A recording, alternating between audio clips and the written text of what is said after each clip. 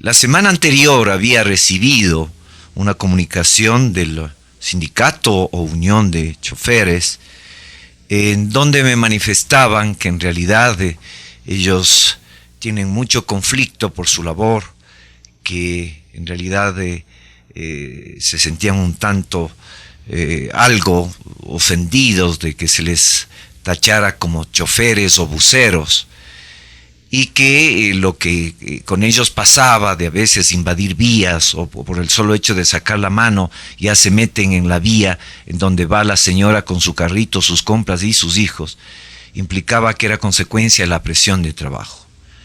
Yo puedo entender eso como ser humano, lo puedo entender eso como médico, pero no puedo justificar que esa sea una forma de conducta casi permanente decía yo, entre choferes, entre los llamados así, buceros. Y yo había manifestado de los señores choferes conductores de camión buses, en el sentido de que la gran diferencia entre unos y otros era que el otro respetaba al ser humano porque en su infancia había sido respetado. Y el bucero, en que su infancia, quién sabe si no fue respetado, y consecuentemente su bus o su camión lo utiliza como un arma de agresión en búsqueda de compensarse de la agresión que él recibió en su primera infancia. Y en ese sentido, cabe que volvamos a recalcarlo. Hace días sufrió un periodista que sigue en el lecho del dolor por haber sido agredido así, por una persona que maneja un bus, un camión que lógicamente es mucho más grande y con ello se siente mucho más poderoso, y sin embargo se sigue cometiendo. Si hay algo gratísimo para el ser humano, y en especial para nosotros los ecuatorianos, y en especial para los quiteños, era, y pienso que debe seguir siendo, esa amabilidad que existía en la calle para con el otro ser humano. El otro ser humano tan solo identifica lo que yo soy. El otro ser humano me identifica en el espejo de que yo también soy ser humano.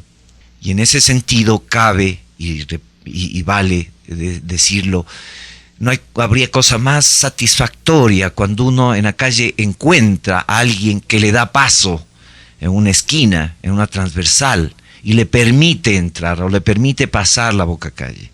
Uno se siente con la satisfacción de saber que hay un ser humano que es capaz de hacer eso. Y cuando uno lo hace, no es cierto que uno siente esa satisfacción íntima de hacerlo eso por el otro, y el otro le sonríe y le agradece. Y se ha labrado una amistad en 30 segundos por un gesto que ha durado 3 segundos.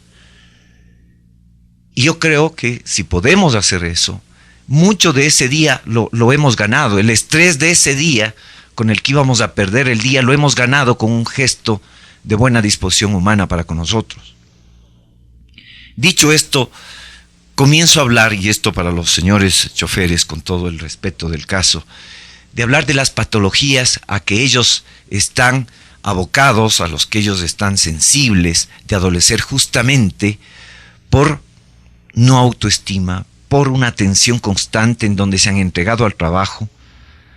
La carta que recibí era una carta en donde se entregaban a que por la presión del trabajo son así. Pero miren, hay que luchar justamente por ello. Durante el día vale caer en cuenta de que uno no debe estar trabajando bajo esa presión, sino trabajar justamente sabiendo al interior de uno que lo que está haciendo es servir.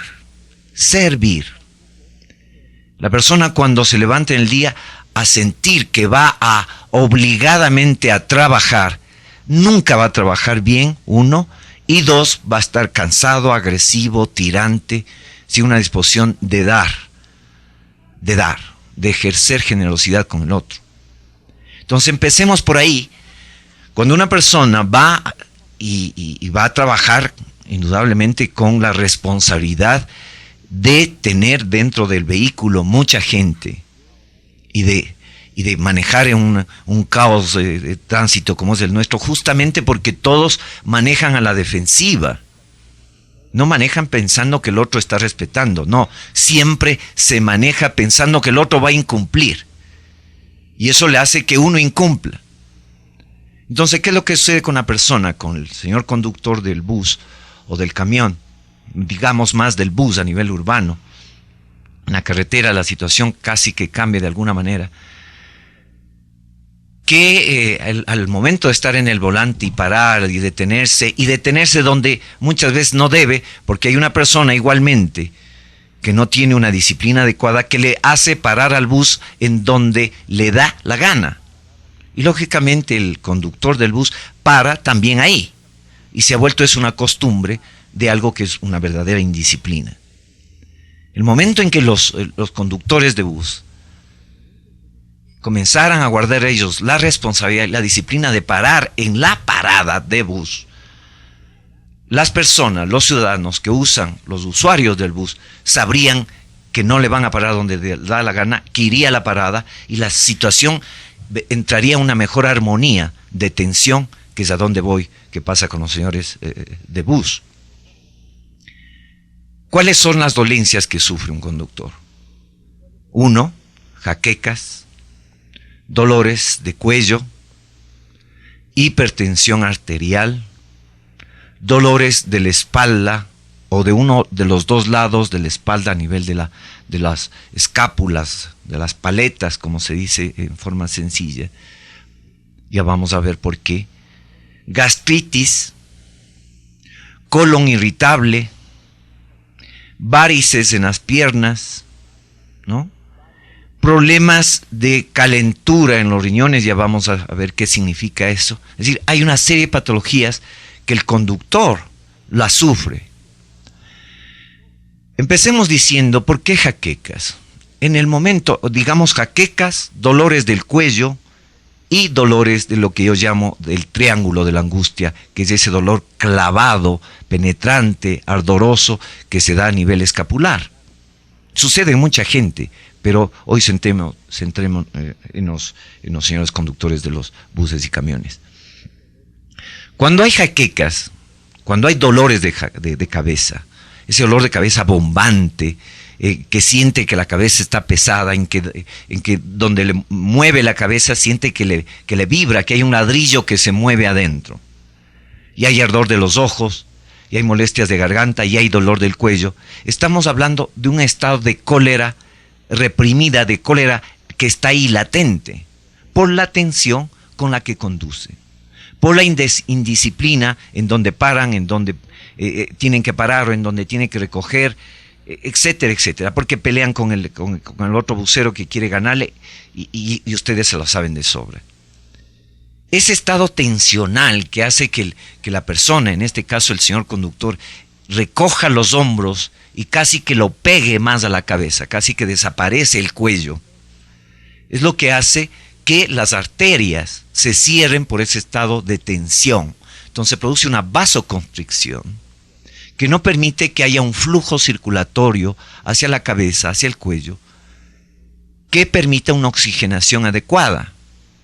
Y como esto se da, comienzan a presentar ese abombamiento de la cabeza, el ruido, el smog, un smog además por una gasolina contaminada, adulterada. Yo diría que hay una gran mayoría de bombas donde adulteran ahora la gasolina en forma despiadada. Conversaba con el ministro de Energía, que es paciente mío, el anterior me refiero, y decía que hay una mafia, y para los inspectores que van a controlar gasolina todo está bien. Algún problema hay por ahí, hay una mafia. Y por otro lado, que los señores conductores o el dueño del bus muy rara vez cambian los filtros de la gasolina o del carburador, etcétera, etcétera. Entonces hay más smog. ¿Y quién lo paga? El que conduce. Y se llena de plomo con los años. Y eso también produce otra enfermedad.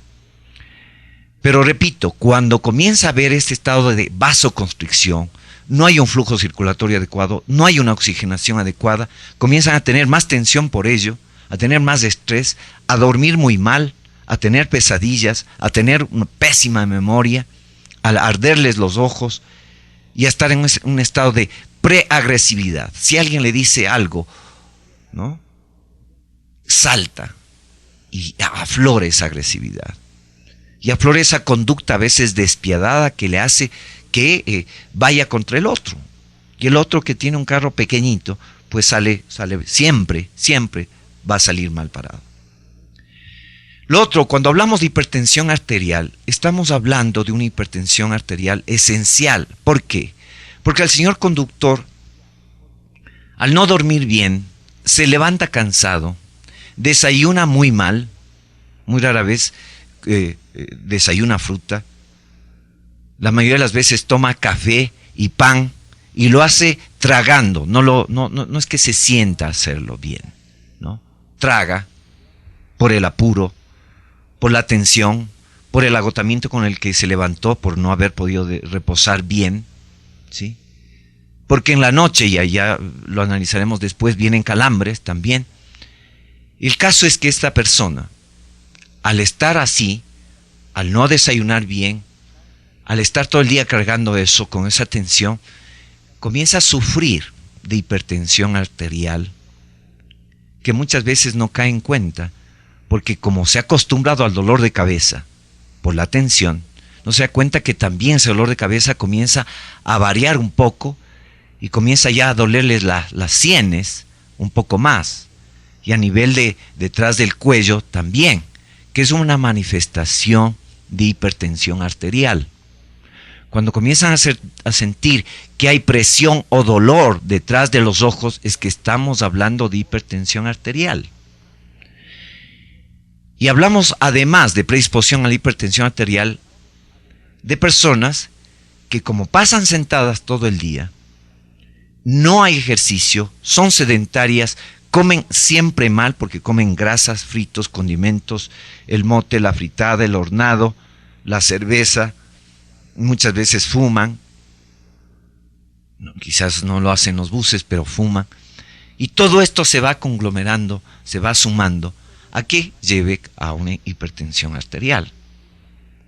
Otra enfermedad, la gastritis, por la misma razón, en donde además de haber una bacteria que ahora se identifica que es la que causa los problemas ulcerativos, etcétera, que es el Helicobacter pylori, en donde a veces el señor conductor no se ha hecho tratar ni los parásitos en años y no se cuida de cuando vaya a comer, se lave las manos porque ha estado manejando dinero.